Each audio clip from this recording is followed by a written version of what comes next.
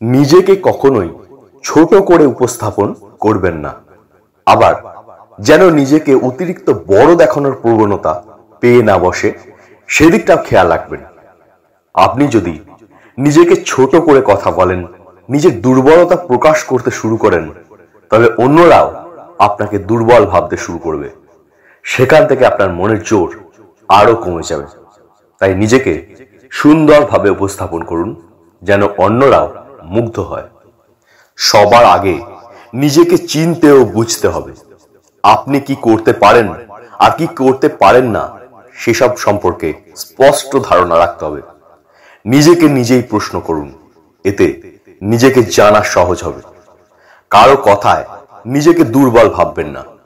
আপনার ভেতরের শক্তি আপনাকেই আবিষ্কার করতে হবে।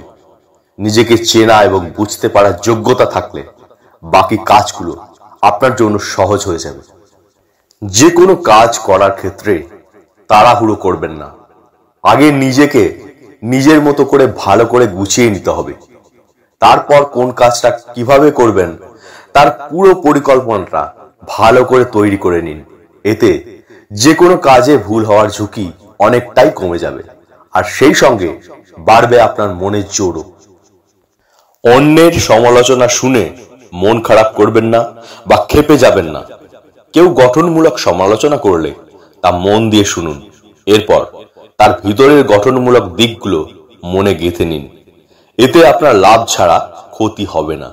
সেই সঙ্গে কোন কাজটা করলে আরো বেশি উন্নতি করতে পারবেন সেই চিন্তাটা সব সময় করুন।